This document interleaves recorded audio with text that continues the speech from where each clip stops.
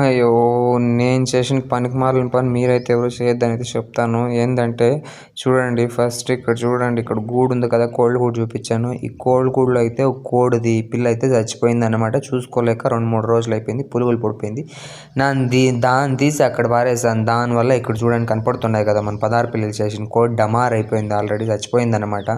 చాలా బాధ అయితే అవుతుంది. ఇక్కడ చూడండి, చూస్తాడు అలా జూమ్ అయింది కదా, తలకాయ లేకున్నప్పుడు ఇట్లా పనులు చేస్తే ఇట్లా అవుతుంది.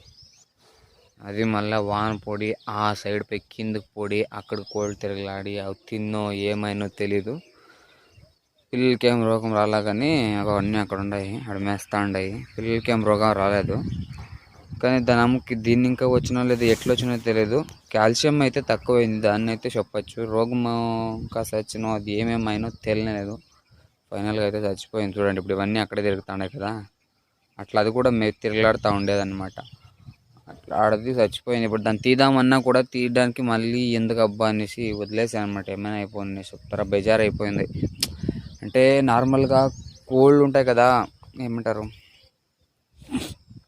చాలా పిల్లలు చేస్తుంది అందుకే అంత బాధపడుతున్నారు అని కొందరు అనుకోవచ్చు. అది ఒకటైతే ఇంకొకటి ఏమంటే అది చాలా ఫ్రెండ్లీగా ఉండేదన్నమాట. అంటే మనుషులతో చాలా బంధం పెంచుకొని వాళ్ళ చేతితో తిరిగి పిలిస్తే రావడం కానీ ఇట్లంతా చేసేది.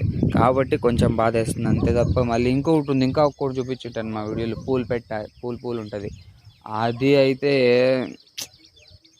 ఎట్లా చెప్పేదప్ప, అది మనుషులతో చూస్తేనే మూరుడు దూరం ఉంటుంది. అట్లాంటి దాంట్లో మీద అంత ప్రేమ ఎక్కువ ఉండదు. అవి ఎక్కువ క్లోజ్గా ఉంటాయి, దాంట్లో మీద ప్రేమ ఉంటాయి. అంతే తప్పితే ఏమో పిల్లలు చేస్తుంది బాగా సాకుతుంది అనేది కదా, అది కూడా సాకుతా ఉంది. పిల్లలు చేసి 6 పిల్లలు చేసింటే ఇప్పుడు 4 పిల్లలు అయితే పక్కా మిగిలిండాయి.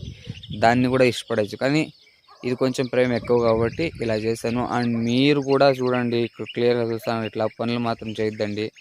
మీకు ఏమైనా అంత దీనిగా ఉంటే ఒక గుంతతోటి తిప్పులో అయితే పూడ్చిపెట్టేయండి, లేదా ఎక్కడో అక్కడ పూడ్చిపెట్టేయండి, దూరం పారేయండి. బయటకు పారేద్దాం అనుకున్న దీన్ని బయటకు పారేద్దాం అనుకున్నా కూడా కుక్కలు గిక్కలు తినేసిందంటే, ఒకసారి రుచి చూసిండంటే మళ్ళీ కూడా ఉండే దాంట్లో తినేస్తాయనేసి ఇట్లా చేసకపోతే అది ఏమేమో అయిపోయి ఉల్టా అయిపోయింది.